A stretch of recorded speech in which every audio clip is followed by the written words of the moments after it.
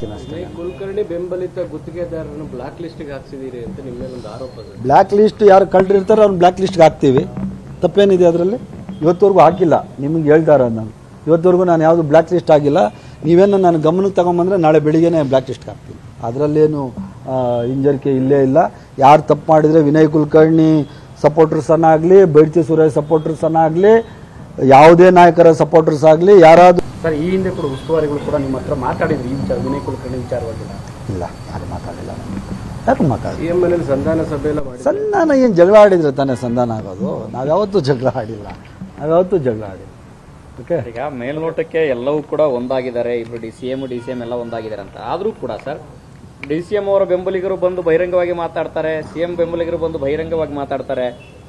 ನೋಡಿ, ನಾನು ಹೇಳಿದೆ ಸಂಘರ್ಷ ಶುರುವಾಗಿದೆ. ಯಾವುದು ಆಂತರಿಕ ಸಂಘರ್ಷ ಇಲ್ಲ, ಯಾವುದು ಬಾಹ್ಯ ಸಂಘರ್ಷ ಇಲ್ಲ.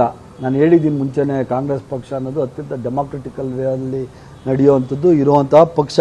ಈ ಪಕ್ಷದಲ್ಲಿ ತನ್ನ ಸ್ವಂತ ಅಭಿಪ್ರಾಯಗಳನ್ನ ತಿಳಿಸುವಂಥದ್ದು ಶಾಸಕರುಗಳಿಗೆ ಇರ್ತಾರೆ. ಅದರಲ್ಲಿ ಸ್ವಲ್ಪ ಹೆಚ್ಚು ಕಮ್ಮಿ ಆಗ್ತದೆ. ನೀವೇ ಸ್ವಲ್ಪ ಅದನ್ನು ಅಡ್ಜಸ್ಟ್ ಮಾಡ್ಕೋಬೇಕಷ್ಟೇ. ನೀವು ಸ್ವಲ್ಪ ಎಕ್ಸಾಜಿರೇಟ್ ಮಾಡಿ ನೀವು ತೋರಿಸ್ಬಿಡ್ತೀರಿ. ಒಂದ್ಸರಿ ಯಾರೋ ಹೇಳಿದ್ರೆ ಅದನ್ನು 10 ಸರಿ ನೀವು ಸ್ವಲ್ಪ ಕೂಲ್ ಡೌನ್ ಮಾಡಬೇಕು. ಇದನ್ನ ತಗೊಂಡು ಈಗ ಸ್ವಾಮೀಜಿ ಏನೋ ಅವರು ಗೊತ್ತಿಲ್ದಂಗೆ ಏನೋ ಮಾತಾಡ್ಬಿಟ್ರು, ಅದನ್ನೇ ದೊಡ್ಡ ಕಾಂಟ್ರವರ್ಸಿ ಮಾಡಿದ್ರೆ ನಾವ್ ಏನ್ ಮಾಡೋದು ನಾವು? ಸರ್, ಸಿದ್ದರಾಮಯ್ಯ 5 ವರ್ಷ ಮುಂದುವರಿತಾರ ಹೇಗೆ? ನೋಡಿ, ತಕ್ಷಣಕ್ಕೆ ಈ ರಾಜ್ಯದಲ್ಲಿ ಸಿದ್ದರಾಮಯ್ಯನವರು ಈ ನಾಡಿನ ಮುಖ್ಯಮಂತ್ರಿ. ಈ ನಾಡಿನ ಮುಖ್ಯಮಂತ್ರಿಯಾಗಿ ಸಿದ್ದರಾಮಯ್ಯನವರು ಇರ್ತಾರೆ. ಎಷ್ಟು ವರ್ಷ ಇರ್ತಾರೆ, ಏನಿರ್ತಾರೆ ನನಗೆ ಗೊತ್ತಿಲ್ಲ. ಅದು ಹೈಕಮಾಂಡ್ ನಿರ್ಧಾರ ಮಾಡ್ತಾರೆ. ಈ ರಾಜ್ಯದ ಮುಖ್ಯಮಂತ್ರಿಯಾಗಿ ಸಿದ್ದರಾಮಯ್ಯನವರು ಇರ್ತಾರೆ ಅಷ್ಟೇ. ಎಲ್ಲ ಕೂಲ್ ಆಗಿತ್ತು. ನೀವೇ ಚುನಾವಣೆ ಮುಗಿದ ಮೇಲೆ ಮತ್ತೆ ಶುರುವಾಗಿದೆ ಸರ್.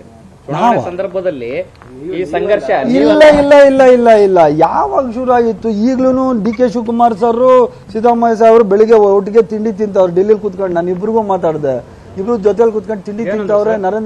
ಆರಾಮಾಗವ್ರೆ. ನರೇಂದ್ರ ಮೋದಿ ಅವರಿಗೆ, ನಮ್ಮ ಪ್ರಧಾನಮಂತ್ರಿಗಳಿಗೆ ನಾಳೆ ಏನೋ ಮೀಟಿಂಗ್ ನಾಳೆ ಇದೆ, ಮತ್ತೆ ಗಡ್ಕರಿ ಸಾಹೇಬ್ರಿಗೂ ಮೀಟಿಂಗ್ ಇದೆ.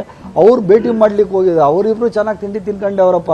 ಇಲ್ಲಿ ಸುಮ್ಮನೆ ಯಾರೋ ನಮ್ಮ ಸ್ವಾಮೀಜಿಗಳು, ನಮ್ಮ MLAಗಳು, ಇನ್ನು ಅಶೋಕ್ ಅವರು ಇವ್ರು ಮಾತಾಡ್ಕೋತಾರೆ. ಏನು ಅದಕ್ಕೇನು ಬೇರೆ ಕೊಡ್ಬಾರ್ದು ಅವಶ್ಯಕತೆ?